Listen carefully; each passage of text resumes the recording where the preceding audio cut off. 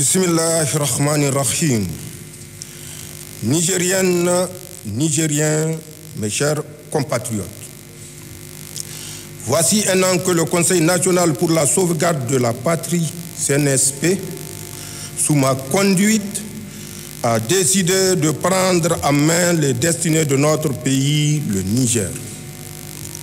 En effet, les menaces existentielles auxquelles faisait face le Niger ne laissaient guère le choix à tout patriote soucieux d'éviter à son pays de sombrer vers les obscurs rivages du terrorisme, et cela nonobstant le placement du pays sous tutelle des bases militaires étrangères. Le pillage de ressources, le passe-droit et le bâillonnement des libertés fondamentales constituaient le brevet du régime déchu, malgré la facette démocratique affichée et vantée par l'ancienne puissance coloniale pour compenser la vassalisation du régime. Victime de cette situation, notre peuple a adhéré à la nouvelle marche imprimée par le CNSP, transformant le coup d'État en un vaste mouvement de libération nationale et de reconquête de la dignité populaire. Cette défiance vis-à-vis du régime déchu, combinée à la menace et aux sanctions iniques imposées par la CEDEAO, a entraîné le rejet de toute influence extérieure par les Nigériennes et les Nigériens. Au plan national, le changement a engendré un élan patriotique sans précédent, expression des aspirations profondes de nos populations à la liberté, à la dignité et à la souveraineté nationale. C'est conscient de l'immense espoir suscité par les événements du 26 juillet 2023 et pour être en symbiose avec les aspirations populaires que le CNSP s'est engagé sous ma direction, d'une part à la refondation à l'intérieur du pays et d'autre part à la construction de l'Alliance des États du Sahel dans notre voisinage immédiat. Notre ambition pour le Niger se décline, comme vous le savez, autour de 4 axes, à savoir le renforcement de la sécurité et de la cohésion sociale, la promotion de la bonne gouvernance, le développement des bases de production et enfin l'accélération des réformes sociales. L'adhésion forte de la population à l'élan imprimé le 26 juillet 2023 nous commande ensemble le devoir de réussir l'œuvre de refondation ainsi voulue avec un engagement patriotique sans faille. C'est dans cette optique que j'ai engagé le gouvernement à mettre les mesures et actions nécessaires pour l'aboutissement de la vision portée par le Conseil national pour la sauvegarde de la patrie dans le cadre d'un programme destiné à renforcer notre résilience et assurer le développement des bases de production en tirant les leçons de l'impact des sanctions illégales, iniques, inhumaines d'une CEDEAO aux ordres. Des lettres de mission ont à ce titre été remises aux membres du gouvernement qui en feront le bilan sectoriel. Mes chers compatriotes, au plan de la défense et de la sécurité du territoire, la montée en puissance de nos forces sur les théâtres des opérations ne fait plus aucun doute. Qu'il s'agisse de la lutte contre le terrorisme dans le Liptako-Gourma et dans le bassin du lac Tchad, ou dans le cadre de la lutte contre le grand banditisme, nos forces de défense et de sécurité engrangent des succès. C'est le lieu de rendre un vibrant hommage à nos forces de défense et de sécurité pour le lourd sacrifice consenti au service de nos populations.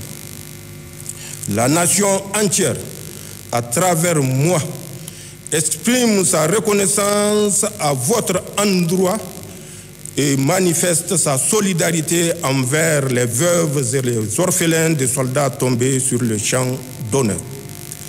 Pour ma part, je fais le serment de garantir la montée en puissance de nos forces de défense et de sécurité en réaffirmant la ferme détermination de toutes les autorités compétentes à poursuivre le renforcement des capacités de nos forces armées. L'État continuera à s'investir dans l'acquisition des moyens conséquents requis à la hauteur de la menace. Nigériennes, Nigériens, la conquête de la souveraineté passe avant tout par l'exploitation des ressources nationales au profit de nos populations.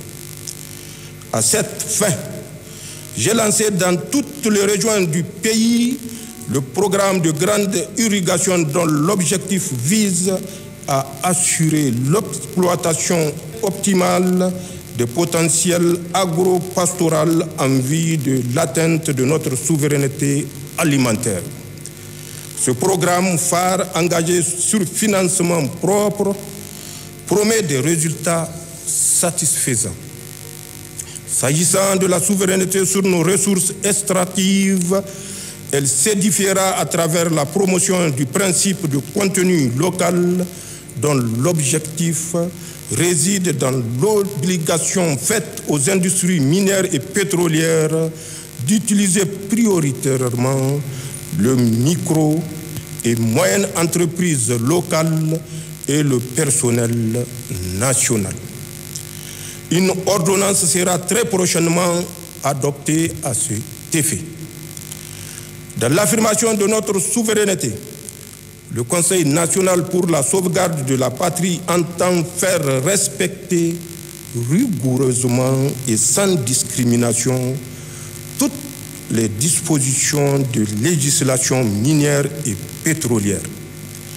Toute société, minière ou pétrolière, se verra purement et simplement retirer son permis d'exploration ou d'exploitation si elle viole les dispositions réglementaires contractuelles. Le bloc pétrolier Bilma, les rendus R5, R6, R7 d'Agadem, les permis miniers d'Imouraren et celui de Madawela sont retombés dans le domaine public de l'État. Je puis également vous confirmer le lancement prochain du projet de construction d'une raffinerie de pétrole et d'un complexe pétrochimique à Dosso, ainsi que la création d'un institut de pétrole et de gaz à Zender. L'école nigérienne, la formation professionnelle et l'esprit d'excellence et d'entreprise constitueront le pilier majeur de la refondation et de la consolidation de notre souveraineté, car le sort national ne pourra être garanti que par une citoyenneté responsable dans les politiques publiques et le bannissement de la culture de la médiocrité et de l'impunité. Nigériennes, Nigériens, au plan géopolitique, il me plaît de souligner que nous avons réussi de concert avec le Burkina Faso et le Mali à porter solennellement sur le fonds baptismaux la Confédération des États du Sahel, consacrée par le premier sommet des chefs d'État de l'Alliance des États du Sahel, tenu le 6 juillet 2024 à Niamey.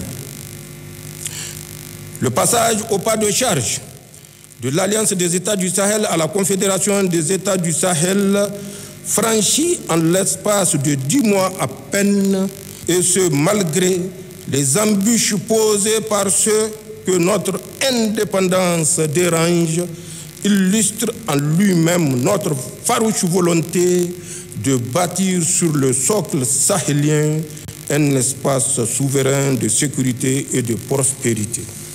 Le traité mis en lumière par la déclaration de Niamey crée une union d'États structurée autour de 3 axes stratégiques, à savoir la défense et la sécurité, le développement et la diplomatie. Je tiens devant vous à remercier une fois de plus mes frères, les présidents Ibrahim Traoré et Assimi Goïta, pour l'œuvre titanesque accomplie malgré toutes les menaces proférées et tous les complots ourdis contre l'AES. Je fais également le serment d'œuvrer à l'opérationnalisation de la Confédération des États du Sahel, pour laquelle j'ai déjà commis un comité national.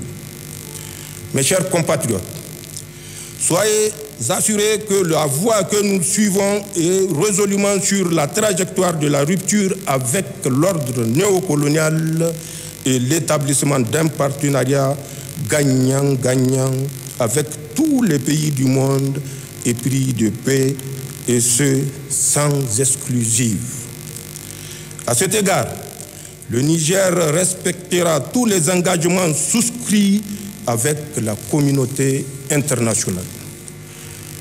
La désinformation orchestrée par les organes néocoloniaux et certains compatriotes renégats dans le rôle d'esclaves de salon, selon la formule de mon frère le président Ibrahim Traoré, ne nous détournera pas de notre marche triomphale vers la souveraineté. Aucun État, aucune organisation interétatique ne nous dictera la conduite à tenir, ni son agenda en matière de partenariat stratégique ou diplomatique. Et ceux qui fantasment sur la remise en selle imminente des régimes déchus à leur solde vont déchanter.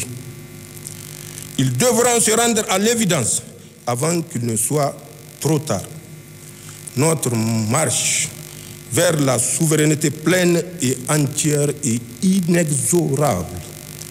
Mes chers compatriotes, c'est dans le cadre résolu de cette marche que s'inscrit une série de mesures préalables et actions prises par le Conseil national pour la sauvegarde de la patrie pour asseoir davantage notre souveraineté, à savoir, et sans être exhaustif, la dénonciation des accords de défense et de sécurité qui lient le Niger à la France, le renvoi de l'ambassadeur de France comme persona non grata, la suspension des droits de diffusion au Niger de certains médias propagandistes français, le retrait du Niger et du Burkina du G5 Sahel, l'abrogation de la loi 2015-36 du 26 mai 2015 relatif au trafic illicite des migrants, le retrait du Burkina, du Mali et du Niger de la CEDEAO, la dénonciation de l'accord militaire entre le Niger et le Bénin, la nationalisation de la Société nationale des eaux, la dénonciation de la convention fiscale entre le Niger et la France, la dénonciation de l'accord relatif au statut du personnel militaire des États-Unis.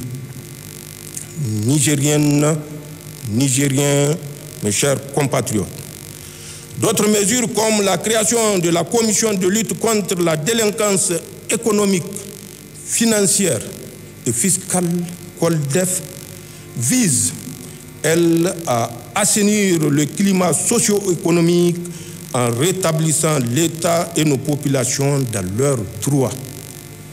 L'œuvre de reconstruction ne peut se faire qu'avec le concours de tous et en faisant ensemble le diagnostic des errements passés pour parvenir à l'administration des remèdes conséquents et adaptés à la prévention de la délinquance économique.